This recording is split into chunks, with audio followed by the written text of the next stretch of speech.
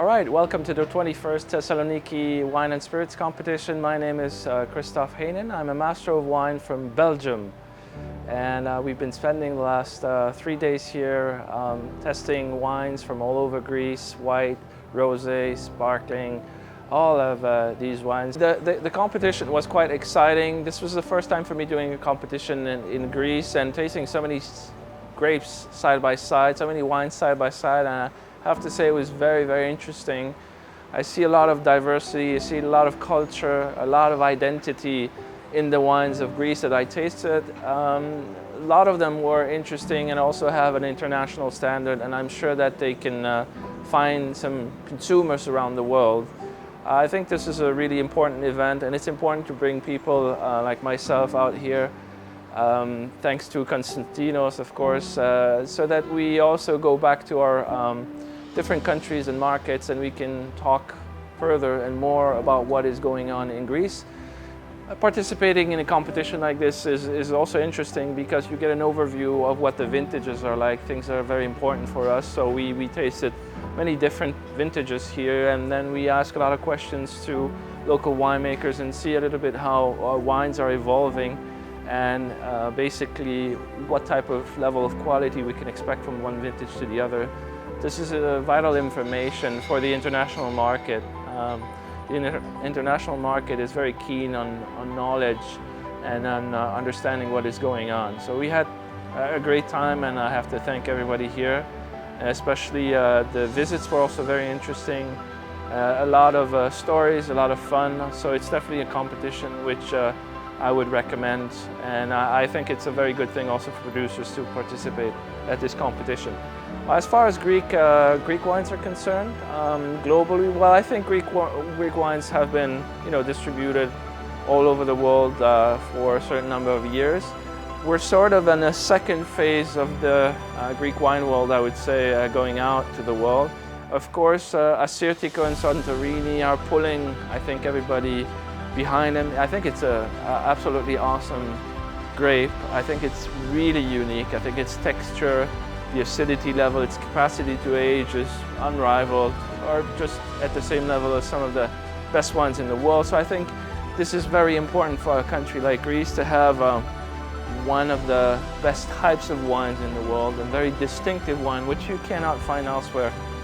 The complexity of the wine world is such that you can find a lot of mock-ups and a lot of different wines which are similar from one country, one continent to the other. But I think that even though you may find Assyrtiko in other countries, of course, the one from Santorini tends to be very, very, very unique, and I think there's a big potential for it. So I hope that construction work on the island and the real estate pressure is not too high to drive the prices even higher up.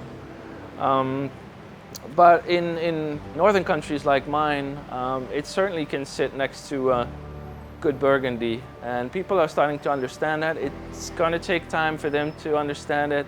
I think we need to do a lot of work on this, and also that people can age the wines a little bit. Right now they're drinking those wines quite young, which I think is a little bit of a shame, but that's the way the market is working. As far as red wines are concerned, or other white wines, well, I think Malagousia has a good potential to appeal to a more general public, especially with its varietal characteristics, which are quite interesting and nice.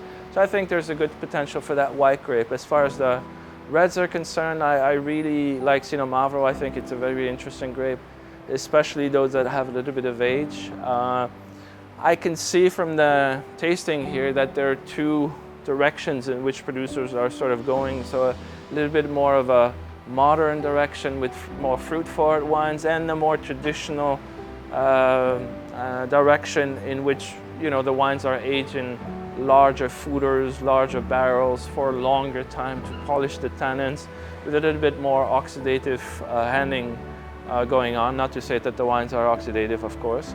So I think both styles are very interesting. I personally still like the traditional style, but I'm not against the new one as long as the barrels are not overstated in the wine. I think that it is a wine that needs a little bit of time in bottle. This can be quite easily explained. There are other wines in the world which are similar So it's a question for Greek producers to come out and not be secluded to a single market or to a type of market where they would sell or retail only to Greek communities or Greek restaurants or whatever. I think that the general market is mature enough now to understand the level of quality which you can find in Greece. And so I think this is going to be a golden era for Greek wines.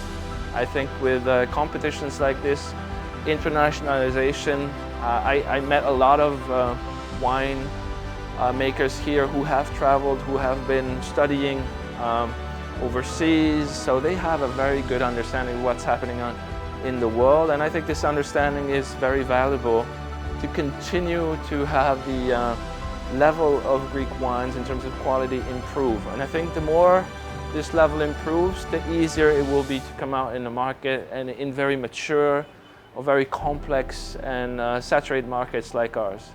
So I'd like to thank everyone again. Konstantinos, thank you very much for the organization. It was wonderful. It was really sharp from A to B, very almost Swiss knife-like, which I did not expect for such a Mediterranean country. So congratulations and thanks for inviting me.